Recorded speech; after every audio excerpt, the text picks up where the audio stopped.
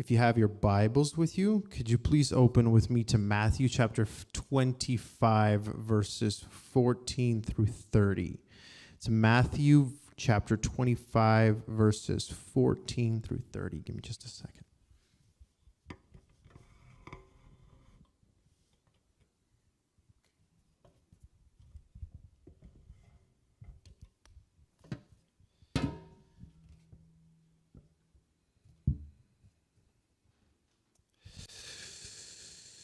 For it, the kingdom of heaven, will be like a man going on a journey who called his servants and entrusted to them his property.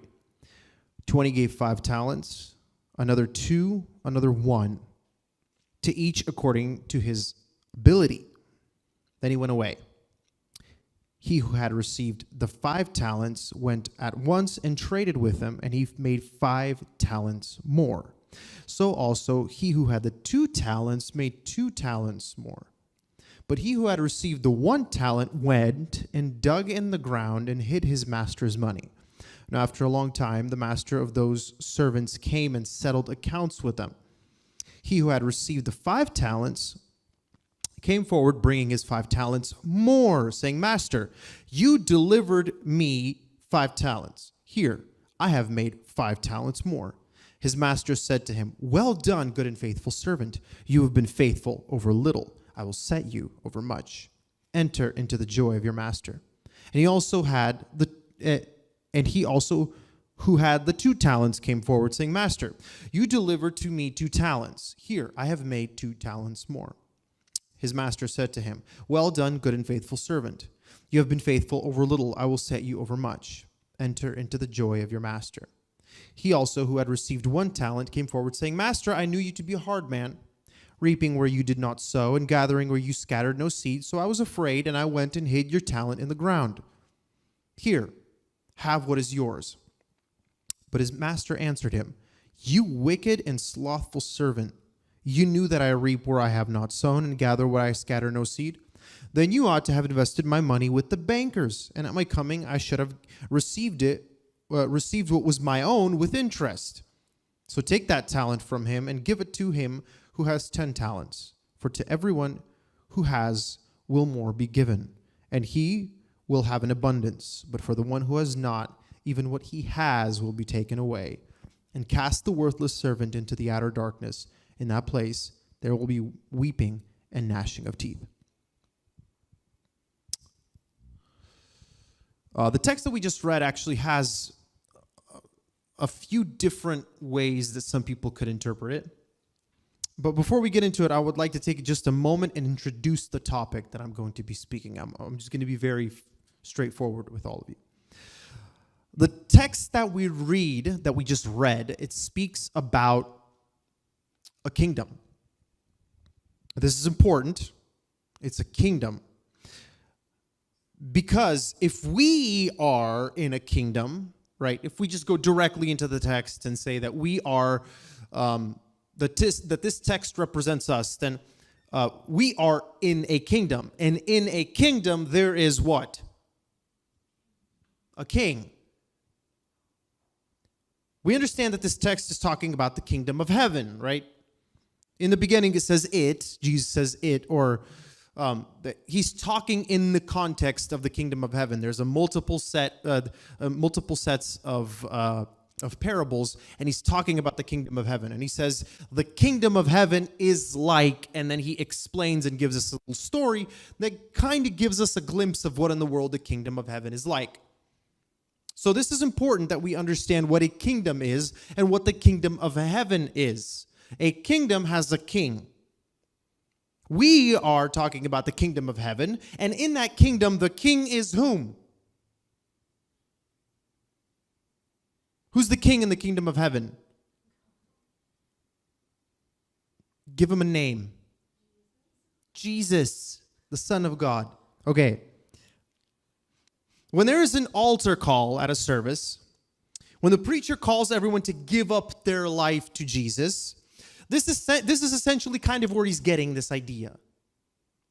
Giving up your allegiance to Jesus. We're calling people from all places, from all walks of life, wherever they come from, to come and to submit themselves to King Jesus. But what does this mean? What does it mean? Many preachers use the phrase, give your heart to Jesus. So what does that phrase mean? Am I supposed to give my heart kind of like when I fall in love? Is this supposed to be romantic? What do all these things mean? We live in a very romantic time. Not in romantic what they meant like 200 years ago. Romantic as in we like feelings, right?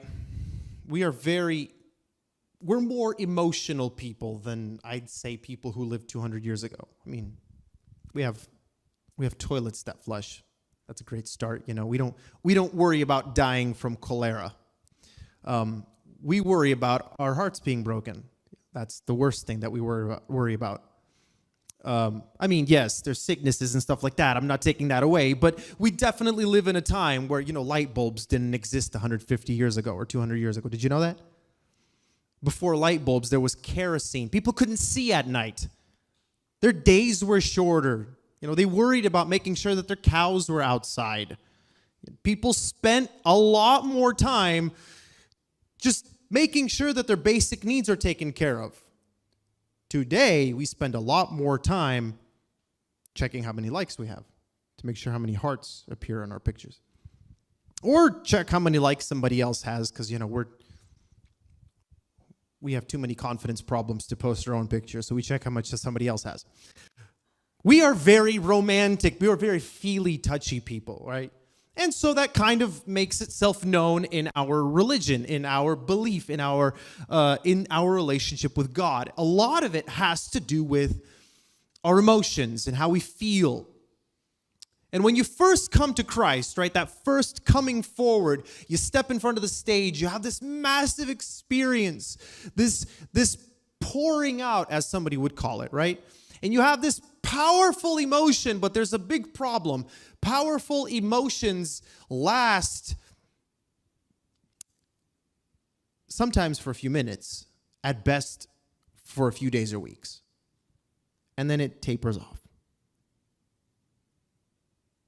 This sermon today, I've preached it before, but it really, I feel like it kind of points to what we're going to talk about at camp. And this is why I decided to talk about this today.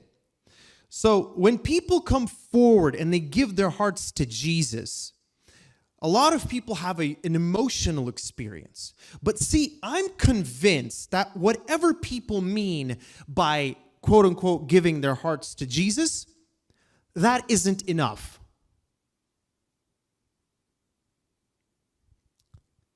People are willing to give something up for Jesus. Maybe a little time on Sunday morning, a few hours during the week. But people aren't ready to give up what Jesus really asked for people to give up. You might ask, well, what did Jesus really ask us to give up? Good question.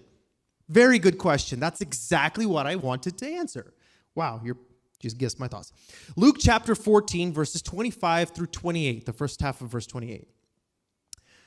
And then verse 33. So Luke 14, 25 through 28, and then 33. A large crowd was following Jesus. He turned around and said to them, if you want to be my disciple, you must, by comparison, hate everyone else. Your father and your mother, wife and children, brothers and sisters, yes, even your own life. Otherwise, you can't be my disciple. And if you do not carry your own cross and follow me, you cannot be my disciple. But don't begin until you count the cost.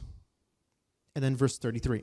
So you cannot be my disciple without giving up everything you own or all of your possessions.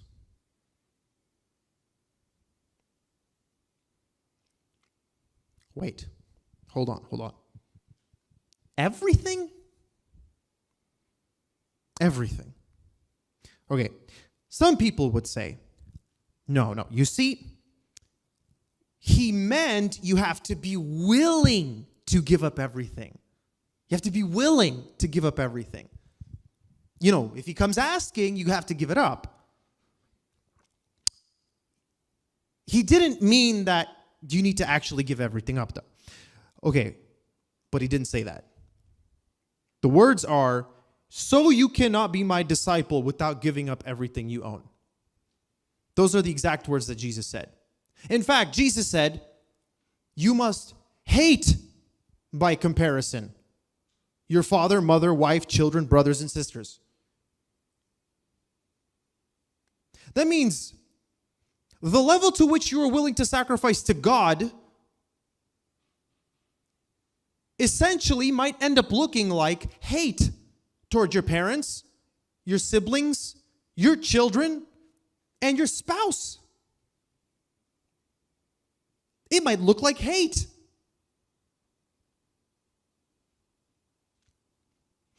And then he says, you have to carry your own cross daily. This doesn't, we have this very romanticized version of crosses. We have them, on our necklaces, on our earrings. They're painted on flags. They stand all over churches. They're great. Except they were the worst version of torture that you could ever go through. It was both a torture and an execution mechanism. Jesus said, yeah, you know that thing where they strip you naked, beat you, nail you to it, and then put you up and make you hang on it for 4 days and then die from suffocation? Yeah, pick that thing up and follow me. Quite the incentive.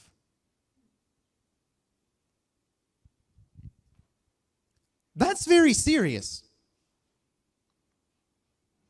And he's not saying just a couple things, not just one thing. No, he means absolutely everything. Be willing to give up absolutely everything.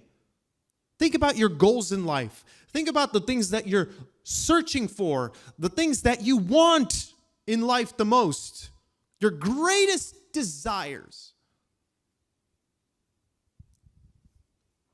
Everything. Yes, everything, no excuses. I think for many of us, it's not that easy to understand. We grew up in the 21st century. Once again, I keep on repeating myself. In a time where kings don't exist anymore.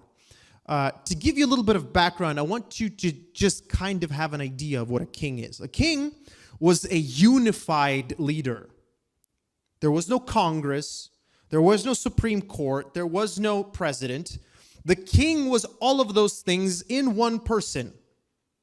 One person. Made for a very expedient political system.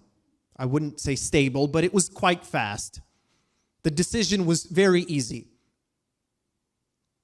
They all took a vote, and he said yes. There was no president. A president is he's part of our government. This is a king. The king was everything. His decisions affected everything.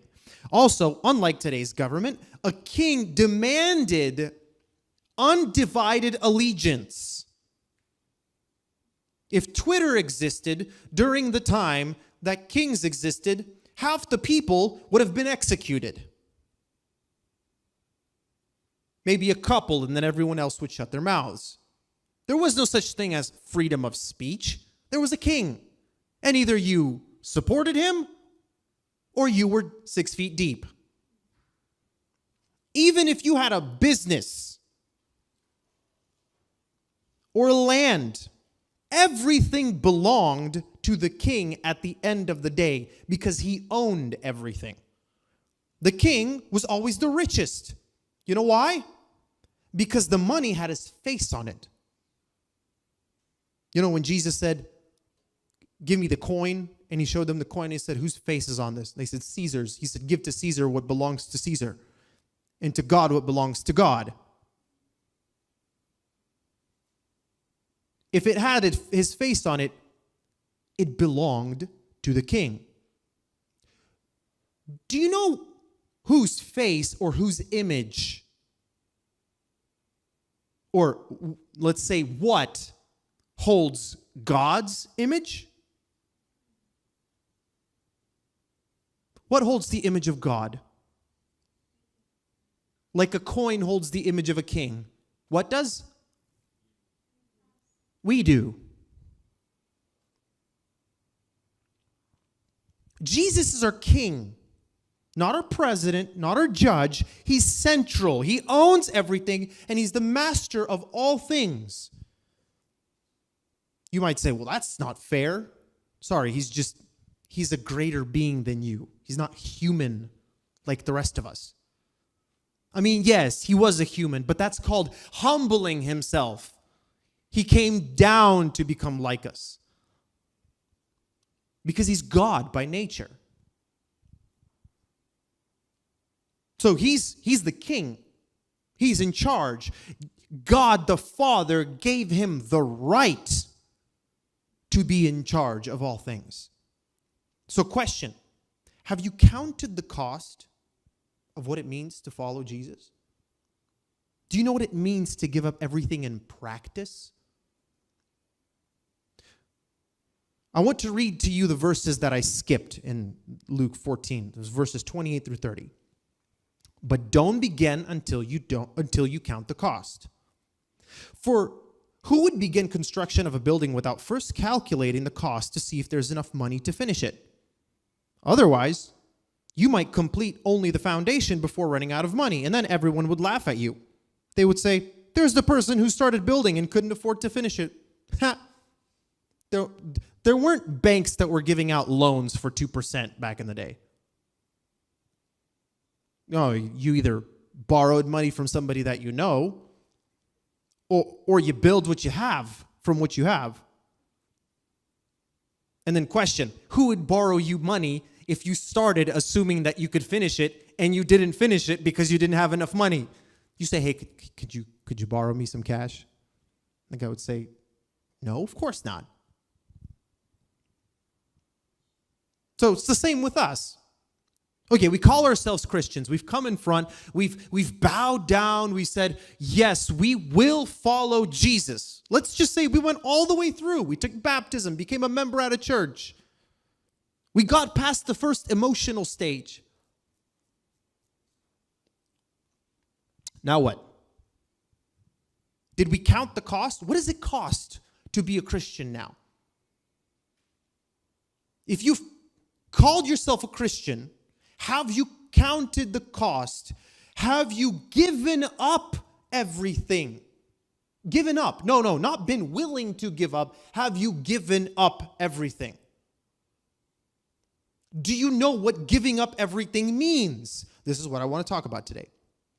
This is a long introduction to saying, here we go. Practically, sacrificing yourself to Jesus. This whole idea that I just laid out sounds kind of wild, right? Because it sounds great, but the question is, what do I do? What do I do? It's a little bit confusing how you do this in reality, because saying a few words in prayer when you come up during an altar call, that makes sense. You're doing something. But what do I do after that? What are my next steps? Is coming on a Sunday morning and on a Tuesday evening, is that considered sacrificing myself? I mean, you wake up in the morning and you go to work. Is that considered sacrificing yourself? I mean, somebody would say yes, but you get paid for it. I mean, you might get some social benefit from coming here every single Tuesday evening and Sunday morning. Is that really sacrificing yourself? I'm asking, what is the Christian life? How do you do it? Paul tells us in Romans 12:1 that God calls us to be living sacrifices. So, how do you sacrifice your life? I'm not talking about sacrificing yourself to death. Your life, the living side of you, this side of eternity. How do you give it up? We understand the whole idea of like somebody gave their lives, they sacrificed themselves. How do you sacrifice yourself while you're alive? How do you do that? This is where our text speaks to us. Matthew 25, 14 and 15. For the kingdom of heaven will be like a man going on a journey, who called his servants and entrusted to them his property. To one he gave 5 talents, to another 2, to another 1, to each according to his ability. Then he went away. Okay, we have some unpacking here to do. Number 1, what in the world is the idea of the kingdom of heaven? Okay, it appears over and over and over and over and over and over in the New Testament, especially when Jesus speaks. What is this? What's the kingdom of heaven? First of all, it's not heaven. It's the kingdom of heaven, or the kingdom from heaven. It's not heaven. The kingdom of heaven is represented by the church. It's a kingdom. It's a group of people. If you read Revelation, you'll see that there are groups. There's a massive group of people made up of people from every tongue, tribe, people, nation. That's the kingdom of heaven. It's not talking about a singular city, not buildings, not walls. It's talking about people. To put it very simply, it's the church. The church is the kingdom of heaven. We, you and I, together make up the kingdom of heaven. We are citizens of the kingdom of heaven. Jesus is the king. We are the citizens. The church is God's heavenly kingdom here on earth. The church is a nation that exists in every earthly kingdom throughout all the world. It gathers every Sunday in its own local gatherings. Some do on Saturday, but most do on Sundays. Every gathering, each gathering has a God-instituted magistrate or leader called a minister or ministers. All these leaders or magistrates will answer to the king for how they govern their community. So we have sort of governors that will answer. They're not the kings. They're not the leaders. They're not the ones in charge. They're just the one governing, representing the one who is higher up, the king. So we are part of these communities.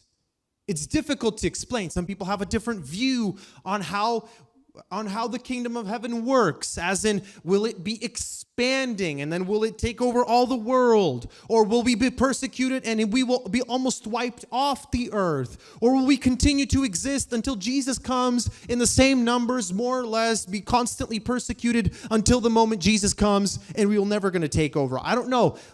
That's a conversation to be had. But the kingdom of heaven is you and I, the people that were before us and that will come after us if the Lord allows us to continue to live. That's the kingdom of heaven. And Jesus is explaining to these people, hey, listen, the kingdom, not you Jewish people here in Israel, in Jerusalem. No, the kingdom of heaven that's going to cover the world. That's like a little bit of leaven that gets into a lump and then it just keeps growing and growing and growing and growing. This is what it's like.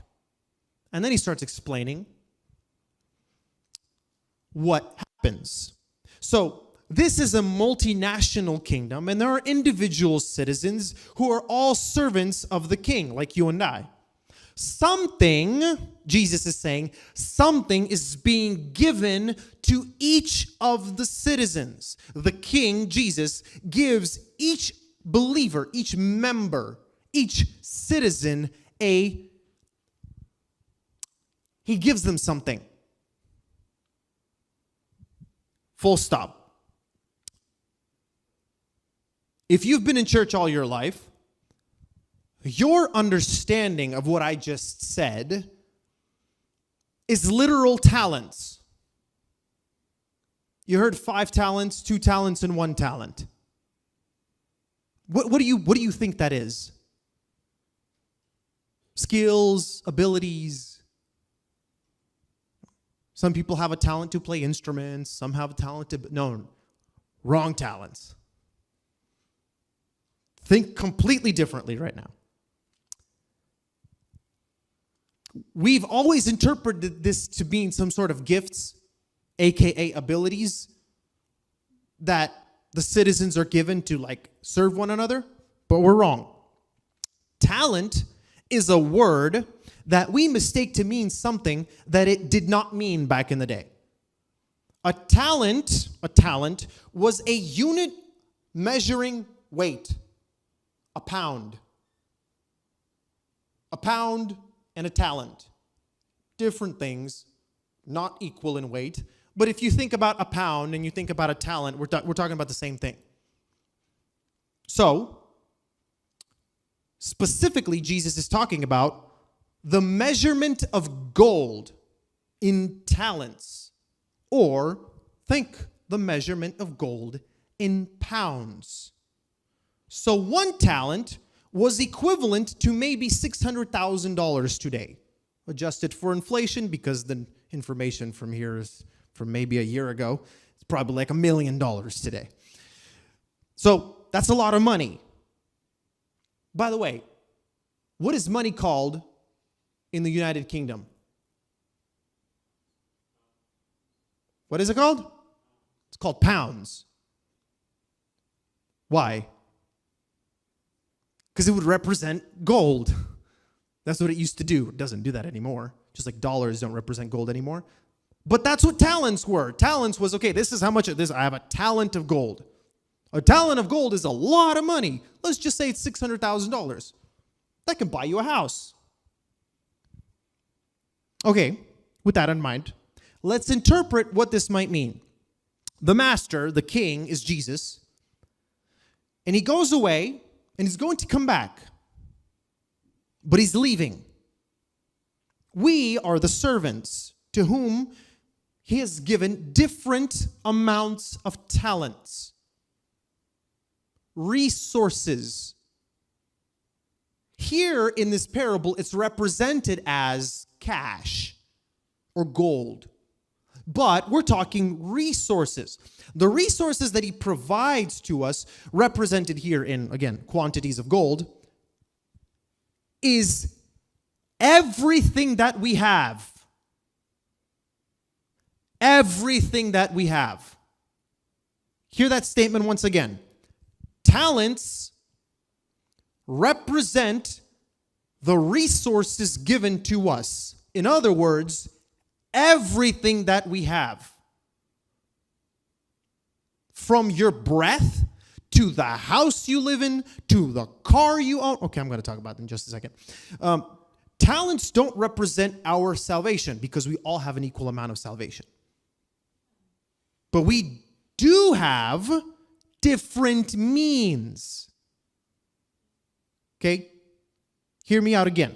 You and I are not saved more or less. Everyone is saved the same exact way. You're either saved or not saved. That's it. But there are different means. What do I mean? There are Christians that live in America and Christians that live in Africa. Little different. They have different amounts of resources than we do. But something has still been given to everyone. Something has been given. Right? We have a different type, or we have different amounts of resources here versus how much they have there. But everyone's been given something. Resources. What are resources? I'm going to give you an extensive list. Money, jobs, abilities, like what you can do. Your sex, not your gender, your sex.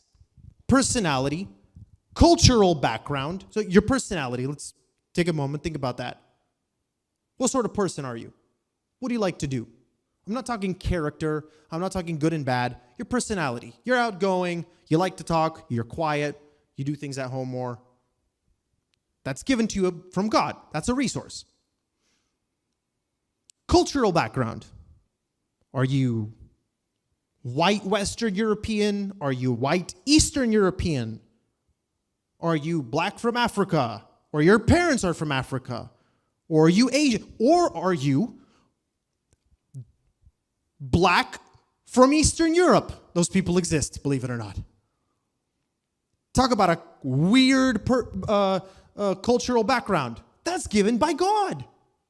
That's a good thing. All of these things are given to us by God.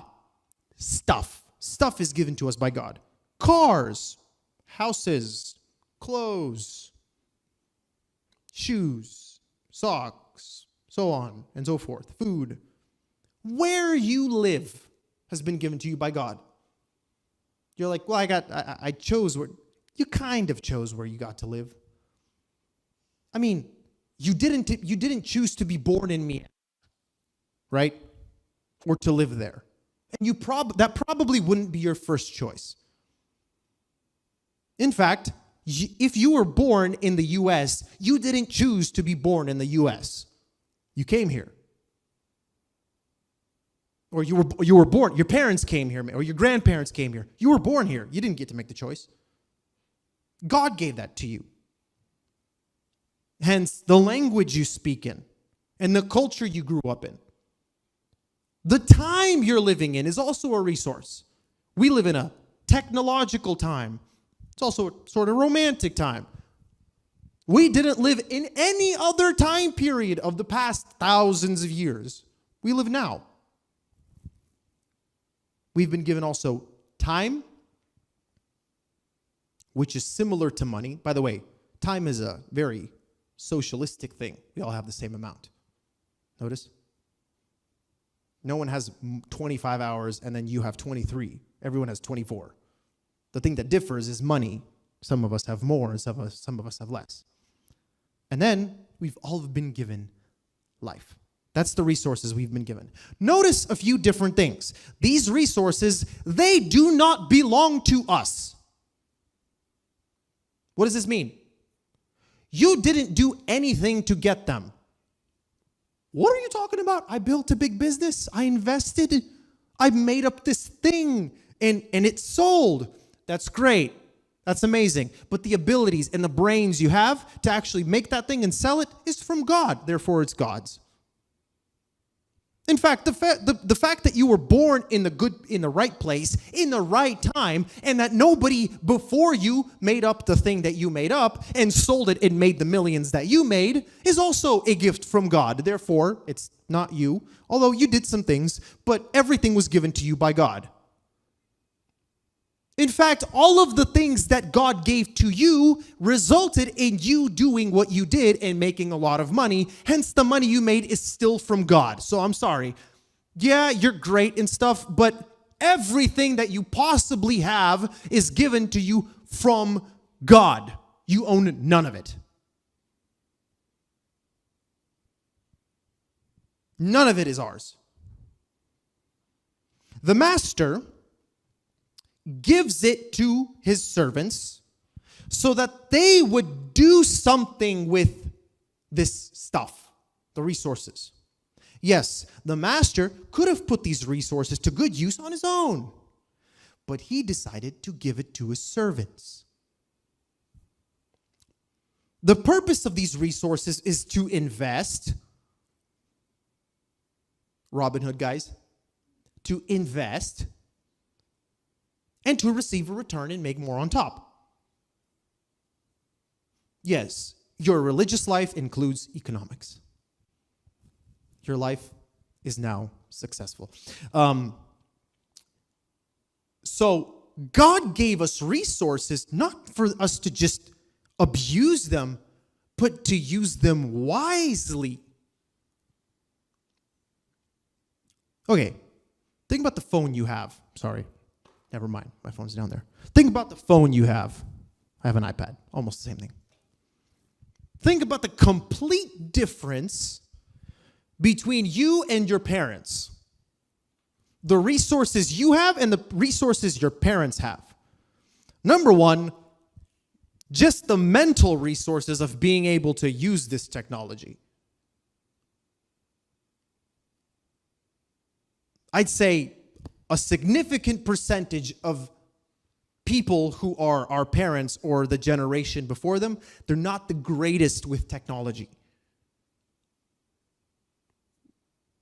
We have the resources and the abilities to use them to do something. They didn't have that. They had different things. They knew how to do different things than we did. Like, for example, a lot of our parents are better at working with their hands than we are. Especially if our parents came from the former Soviet Union. You just had to know how to do everything. So our parents oftentimes are better than us with their hands. They can fix most of the things inside their house. We have to call the mechanic. We're great at calling the mechanic. In fact, we have a great app that will help us find a great mechanic for a low price. We're good at that. That's different times, resources. But God has given us these specific things to fulfill a particular purpose and to receive some sort of return during the time that we live in versus our parents. So, let's continue. Verses 16 through 18, then say chapter 25 of Matthew again. He who had received the 5 talents went at once and traded with them, and he made 5 more talents. So also he who had the 2 talents made 2 talents more. But he who had received 1 talent went, dug in the ground, hid his master's money. I want us to look really quickly at the attitude of the first 2 servants and then the attitude of the one servant. The first 2 servants, number one, they understand the task at hand. The first thing that we see when we look at their actions is that these servants realize that they have something to do. You've been given something. You've been given some sort of resources. When you have received something, you understand you have something to do. Okay, if I was to walk up to you and give you $1,000, what would your first question be? Say that again? What is this for? What is this for? What am I supposed to do with this? Why did you give it to me, number one? The first thing you start thinking is, what did I do for this person? Did I fix something? Did they buy something through me? Did they owe? Okay, when you first figure out that they don't owe you anything, then you start asking, why are you giving me this money? Just for free? Just to use it by myself? If we've received something, right? We've received life. We've received all these things from God. Our first question should automatically be, what for? What for? They answered this question correctly, or they asked the question correctly. I got something. Why? Let's think about it and let's go do it. They got these talents and they decided we need to go and get more. We need to figure out how to use these resources to fulfill the desires of our master. If we've received all that we have, our question should be, Lord, what are we supposed to do? What is your desire? What do you want us to do with what we have? Everything everyone does in the world is done with, nowadays, a lot of people, they don't live that way. A lot of people, they do things with one purpose. You only live once, enjoy the world, enjoy your life, work as little as possible, or do something you enjoy so much that it doesn't even feel like work. That's how a lot of people think. They think, hey, life is free. We've been given all these opportunities. Enjoy them. That's why people so often live such a purposeless life. Because they don't realize that they have a task at hand. These men, they don't think that way. They understand that there's a purpose. They have to do something, get something done. So they use the money that the master gave them to, buy a car, buy a house, put food on the table, buy clothes, and they use their time to serve others, work hard, build things, and so on. But everything that they spend their precious resources on revolves around the purpose that they are here for. Why have you given me life and everything else in my life?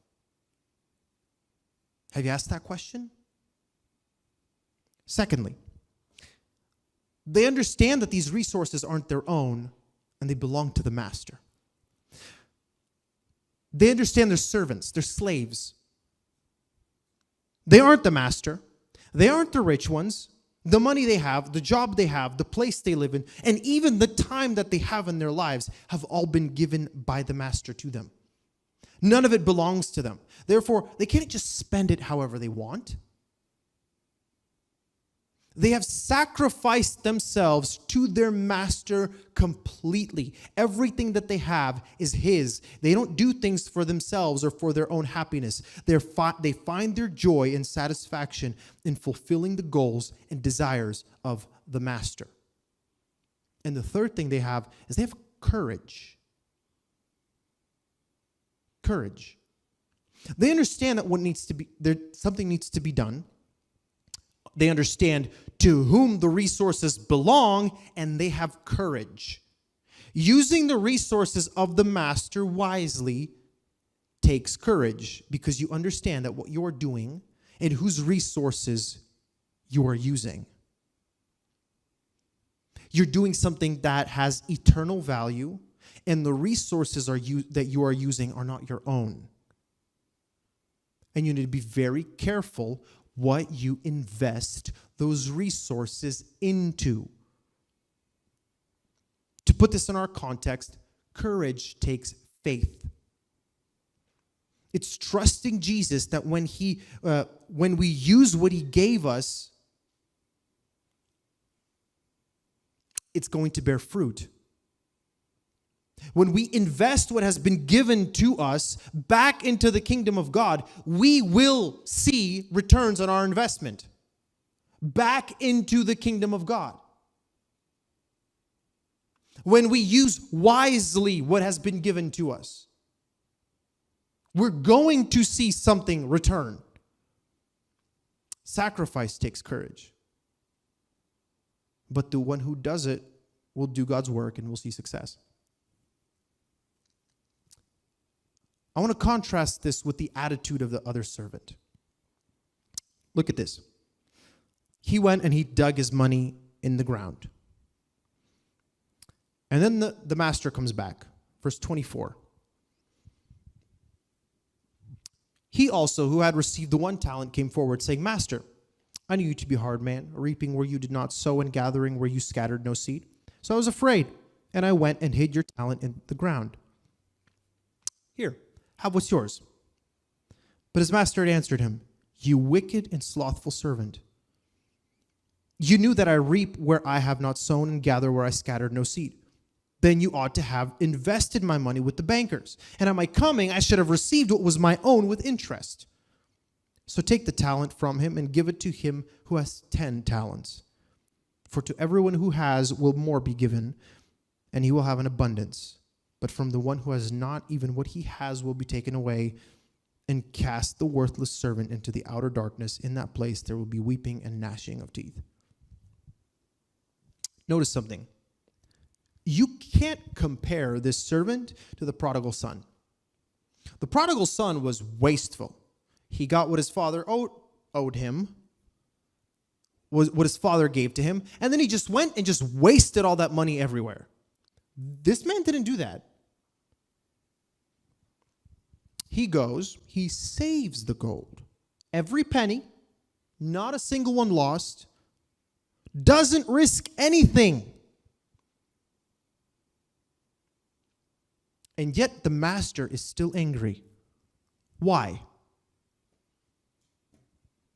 The master got back what he gave.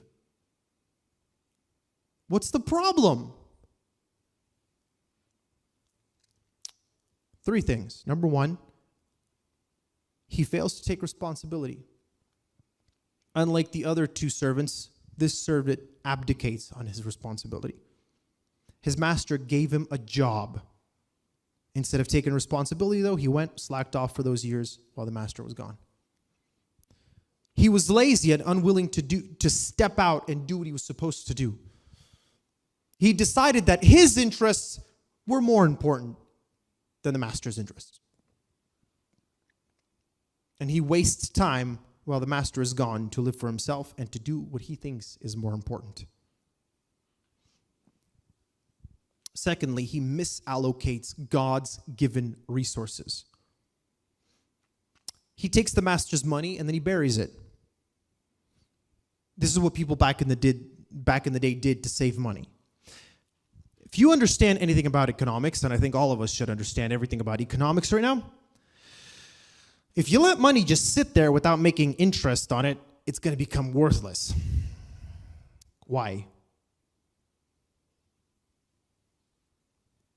Question. If you had $5 last year, how much gallons of gas could you buy? Or 2 years ago? How many gallons of gas could you buy? Almost 2, right? Sometimes 2. If you have $5 this year, how much gallons of gas can you buy? Maybe 1?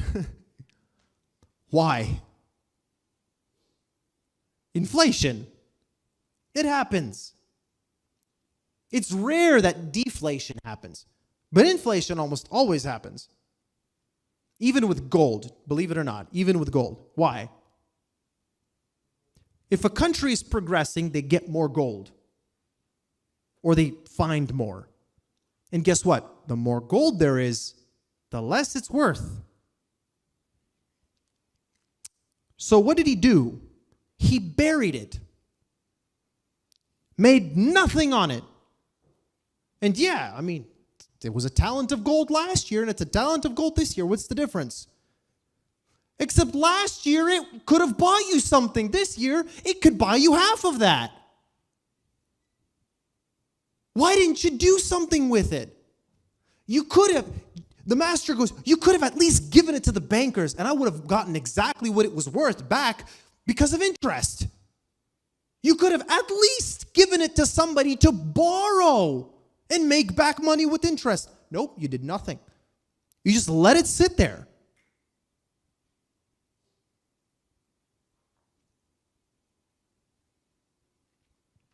You know what that means? He borrowed the master's stuff, used it, and then gave him back without paying anything back to him for it. We don't catch that sometimes. But that's like using the 6-month no interest thing on PayPal. You get to pay it off. You buy it, you use it, and you pay it off over time. That's what the man did. The master gave him this cash. He used it, and he's like, okay, here, I used it, I'm giving it back to you. And he's like, that's not why I gave it to you. That's great that you gave it all back to me, but I don't need this. I needed a return. I needed more. I needed a plus. In other words, you did nothing of value while you were here, while I was gone. You did nothing of value while I was gone. You wasted your time and misallocated my resources. And the last thing is cowardice. The most important of all is that he was a coward. You can even see it in his excuse. Listen, he says, Master, I knew you to be a hard man, reaping where you did not sow and gathering where you scattered no seed. So I was scared. What if I invested your money and I lost it? I got nothing out. That's terrifying. So I just buried it. Here, it's yours. Take it back. His literal excuse is, I know you always make money on your investments, so I was scared to lose any of it, so I just decided to hide it. He knew the master always received a return. Maybe he should have trusted that the master knew what he was doing when he was giving him his resources. Maybe he should have trusted that the master knew what he was doing when he was giving him money, a car, a house, food, clothes, life, breath.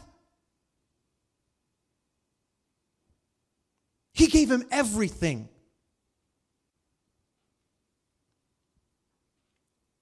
Except he was too much of a coward to actually use it for the master. He played it safe. He decided it was better to live a peaceful, non-risky life rather than sacrifice his life to witness true success and be fulfilled. Sadly, this defines so many so-called Christians today. They would rather sit on the sidelines and watch how God uses other people to do his work, rather than to be courageous, take responsibility, and use what God gave them to build his kingdom. This sort of life seems easier and more peaceful. But this is not what we've been called to. We've not been called. We've been called to peace in Christ, but we've not been called to a peaceful, laid back, Jesus is amazing, I sleep so well at night, and I go to church on Sunday mornings and a couple evenings, and it's great. What do you do? What do you mean what I do? Are you investing into the kingdom? Investing what? Jesus didn't just call us to come up front and to pray a prayer. He called us to sacrifice everything. He called us to take responsibility and use what God has given to us and be courageous. This sort of life, it's much more fulfilling and successful. I'm going to be finishing up. We've been called to sacrifice radically. We've been called not to just give up, not to just be willing to give up everything, but to actually give up everything. Give up your money, your time, your stuff, your desires, your bodies, and your lives for Christ and the kingdom. That is the cost. It's everything. The cost is everything.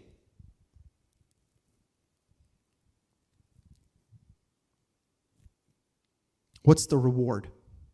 Matthew 19, verses 28 through 30. Jesus said to them, "Truly I say to you, in the new world, when the Son of Man will sit on his glorious throne, you who have followed me will also sit on 12 thrones, judging the 12 tribes of Israel. And everyone," that's you and I, "who has left houses or brothers or sisters or father or mother or children or lands for my name's sake will receive 100-fold and will inherit eternal life. But many who are the first will be last, and the last will be first." What have your goals in life been? You thinking about buying a house, building up some wealth, having some kids, going on some nice vacations, traveling well, retiring, traveling a little bit more, having grandkids, living a nice life, drinking your favorite iced latte at your favorite restaurant, cafe. What if Jesus came and says, give that up? What do you mean? Give that up. Never own a home. Rent all your life. Why? That doesn't make sense. It makes no economic sense at all. Maybe I don't want you to own a house. Maybe I want you to live differently.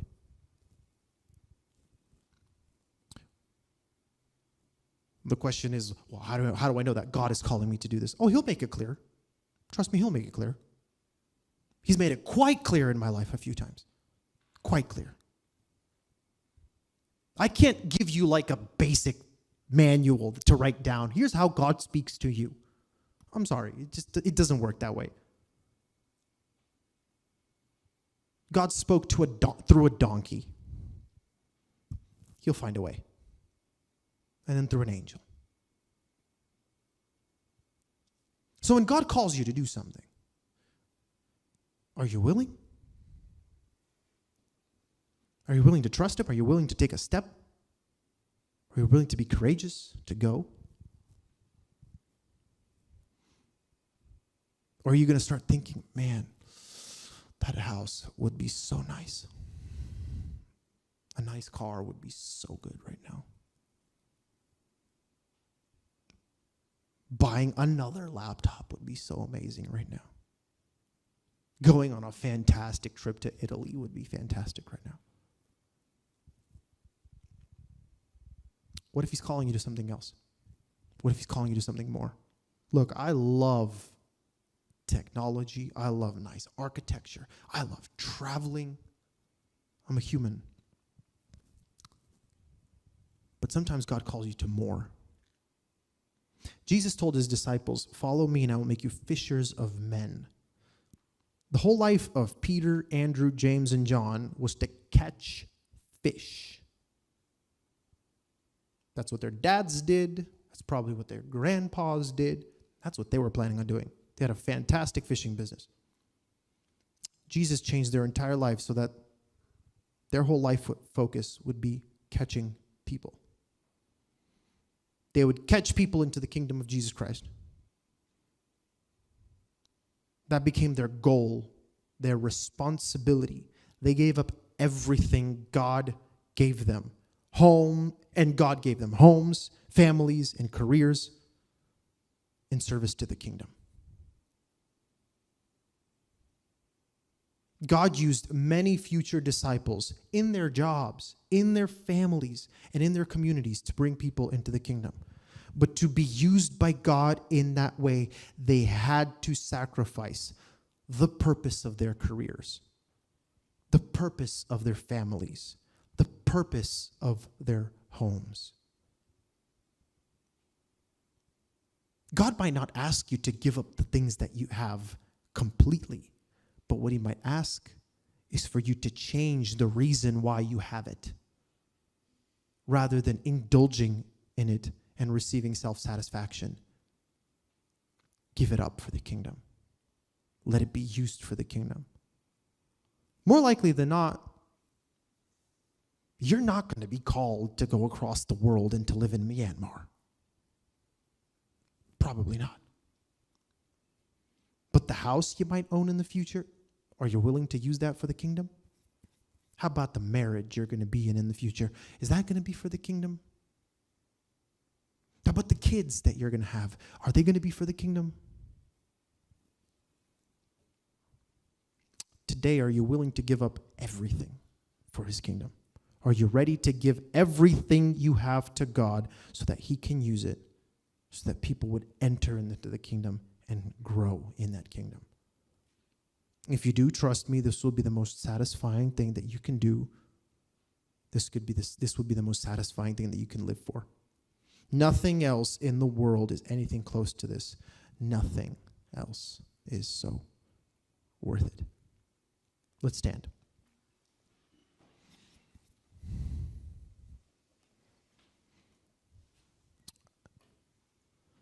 I want you in the spots that you are right now.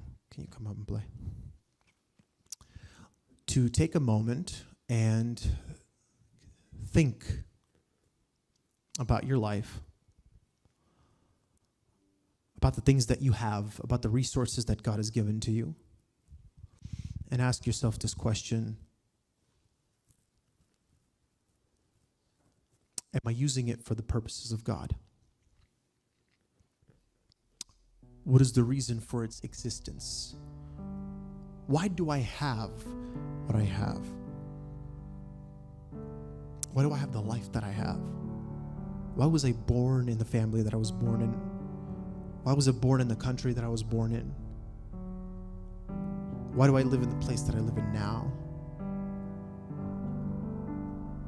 Why did I marry the person that I married, or I will marry, if you're married or are going to be married soon? Why do I have the friends that I have? Ask yourself this question, and then ask this question to God: Lord, what for? What for? What do you want me to do with this? What do you want me to do with this? How can I serve you? How can I glorify you with my life? Think about that. And then come to God honestly. Don't pretend. Don't say my words.